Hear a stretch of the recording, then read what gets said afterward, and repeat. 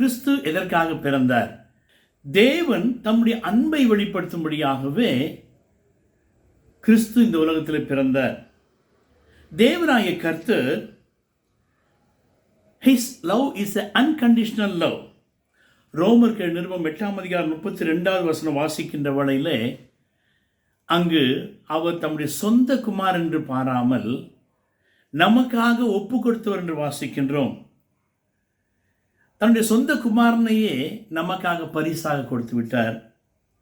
ஆனால் யோவான் 3:16 வாசிக்கின்ற வேளையிலே தேவன் தம்முடைய ஒரே பேரான குமாரனை விசுவாசிக்கிறவன் எவனோ, அங்கு ஒரு கண்டிஷன் லவ் சொல்றார். You have to believe Christ. விசுவாசிக்கிறவன் எவனோ அவன் கெட்டு போகாமல் நித்திய ஜீவனை அடையும்படிக்கு அவரை தந்தருளி இவ்வளவாய் உலகத்தில் அன்பு கூறுகிறாராம். நீ கெட்டு போகாமல் இருக்க வேண்டுமா? நித்திய ஜீவனை பெற்றுக்கொள்ள வேண்டுமா? The condition love is you have to believe the Son of God, Jesus Christ, came into the world for us, for me. எனக்காக வந்தார் என்பதை நீ விசுவாசிக்க வேண்டும். கிறிஸ்துவுடைய அன்பு எப்படிப்பட்டது? பிலிப்பியர் நிருபம் 2:6-8 வரை வாசிக்கின்ற வேளையிலே தேவனுடைய குமாரன் என்று சொல்லப்படுவதை கொள்ளையாடின பொருளாக அவர் எண்ணாமல் அவர் தன்னையே வெறுமையாக்கி அடிமையின் ரூபம் எடுத்து மனுஷ சாயலாகி மரண பரியந்தம் தன்னை தாழ்த்தினாராம். கீழ்ப்படிதல், தாழ்மை. அப்போ கிறிஸ்துவனுடைய அன்பு எப்படிப்பட்ட தன்னையே வெறுமையாக்குவது.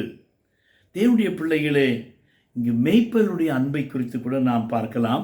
லூக்கா 2:15-17 வரை பார்க்கின்ற வழியிலே அது அழைக்கும் அன்பு. அங்கு மேய்ப்பர்கள் மற்ற மேய்ப்பர்களை பார்த்து சொல்கிறார்கள், தேவதூதர்களால் சொல்லப்பட்ட காரியங்களை நாம் சென்று பார்ப்போம் என்று அழைத்தார்கள்.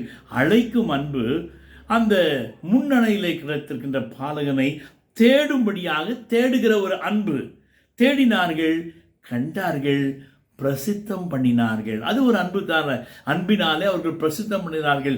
இப்படியாக இரட்சகரை, உலக இரட்சகரை, மேசியாவை நாங்கள் கண்டோம் என்று பிரசித்தம் பண்ணினார்கள். தேவனுடைய அன்பை பார்த்தோம், கிறிஸ்துவனுடைய அன்பை பார்த்தோம், மேய்ப்பருடைய அன்பை பார்த்தோம். 3 அன்புமே கொடுக்கிற அன்பாக இருக்கிறது. இந்த வார்த்தையை கேட்கிற தேவனுடைய பிள்ளையை, உன்னுடைய அன்பு எப்படிப்பட்டது? நீ யாருக்கு எதை கொடுக்கிறாய்? நேசிக்காதவர்களை, யாரை வெறுக்கிறாயோ, யார் மீது எரிச்சல் படுகிறாயோ, யார் வீட்டுக்கு போகாமல் இருக்கிறாய், நான் சாவர வரைக்கும் போக மாட்டேன், அவங்க வீட்டில் அவங்க இருக்கிறதுனால போக மாட்டேன், இவங்க இருக்கிறதுனால போக மாட்டேன். உன்னிடத்தில் கிறிஸ்துவனுடைய அன்பு இல்லை.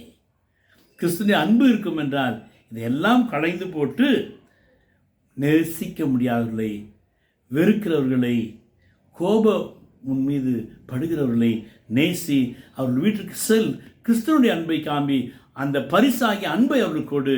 இதன் மூலியமாய் கிறிஸ்து உன் வீட்டிலே வாசம் செய்வார்.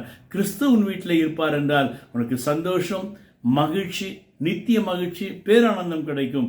எரிச்சலும் பொறாமையும் இருக்கும் என்றால் சரீரத்தில் வியாதி வரும், பல பாடுகள் வரும். அதனாலே சந்தோஷம், நிம்மதியும் கடந்து சென்று விடும். எனவே இந்த பிறப்பு உனக்கு பரிசாக இருக்கட்டும். நேசிக்காத நேசிப்போம், சுகம் என்கிற பரிசை பெற்றுக்கொள்ள கர்த்தர் நமக்கு உதவி செய்வாராக. ஆமென்.